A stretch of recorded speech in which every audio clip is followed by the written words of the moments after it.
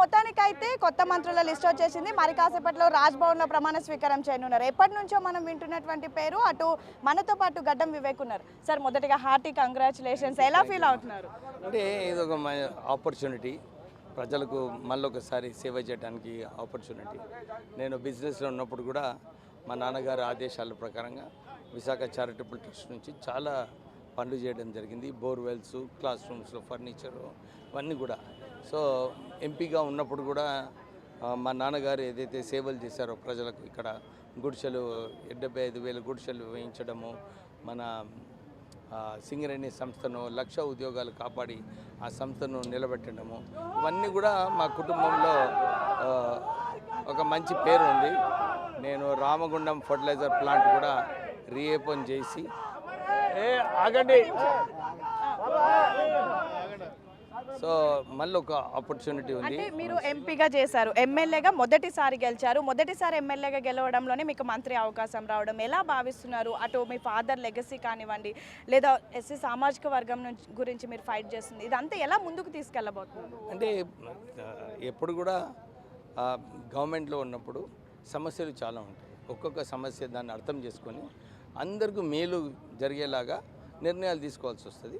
మా ముఖ్యమంత్రి గారు ఉన్నారు, వారు కూడా గైడ్ చేస్తారు, ఎట్లా చేయాలి, ఏం చేయాలి, ఏంది పాలసీ ప్రభుత్వం ఫాలో చేయాలని చెప్పి వారి ఆదేశాలు ఉంటాయి. అవన్నీ కూడా కాంగ్రెస్ మేనిఫెస్టో ప్రకారంగా కూడా గ్యారంటీలు ఇచ్చినారు. ఇవన్నీ అమలు చేయడంలో ముందు ఉంటాం. రాహుల్ గాంధీ అన్ని కులాలకు, సామాజిక వర్గాలకు న్యాయం చేకూరుస్తామన్నారు. అది ఈరోజు నెరవేరిందంటారా? డెఫినెట్లీ అదే లైన్లో పోతుంది. రాహుల్ గాంధీ గారి కాన్సెప్ట్ ఏదైతే ఉందో, ఎక్కువ మంది సామాజిక వర్గం ఒకే కలగాలని, సో ఆ డిసిషన్ ఫస్ట్ తెలంగాణలో ఇంప్లిమెంట్ చేయాలని చెప్పి వారు ఇక్కడ ఇంప్లిమెంట్ చేస్తున్నారు. మీది నెక్స్ట్ కార్యాచరణ ఎలా ఉండబోతుంది?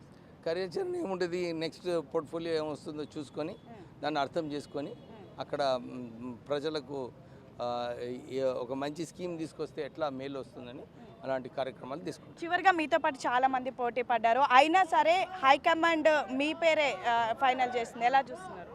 అంటే హైకమాండ్కి తెలుసు మనం తెలంగాణ ఉద్యమంలో ఎట్లా పనిచేసినాము, ఎంపీగా ఎట్లా పనిచేసినామని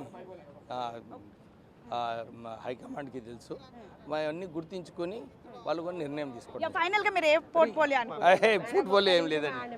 సో మొత్తానికైతే ఫ్యామిలీ అంతా కూడా సెలబ్రేషన్ చేసుకుంటున్నారు. అటు పెద్దపల్లి ఎంపీ వంశీ కూడా వచ్చారు. అండ్ మొదటిసారిగా చెన్నూరు నుంచి ఎమ్మెల్యేగా గెలిచినటువంటి గడ్డం వివేక్కి హైకమాండ్ ఆపర్చునిటీ కల్పించింది. అండ్ మోరోవర్ ఈసారి సెకండ్ క్యాబినెట్లో సెకండ్ టైం అనౌన్స్ చేసిన ప్రతి ఒక్కరు కూడా మొదటిసారి గెలిచినటువంటి ఎమ్మెల్యేలే.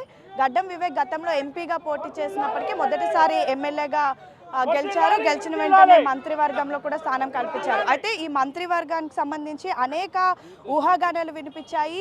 ఈసారి మొత్తం 4గురికి క్యాబినెట్లో అవకాశం ఉంటుందన్నారు, 3గురికి ఉంటుందన్నారు. యాక్చువల్లీ 6 ఖాళీలు ఉన్నప్పటికీ కూడా లాస్ట్కి 3గురికి అవకాశం కల్పిస్తూ అటు బీసీ సామాజిక వర్గం నుంచి వాకిటి శ్రీహరి, ఎస్సీ సామాజిక వర్గం నుంచి గడ్డం వివేక్తో పాటు అడ్లూరి లక్ష్మణ్ పేర్లు కూడా గట్టిగా వినిపిస్తూ ఉన్నాయి.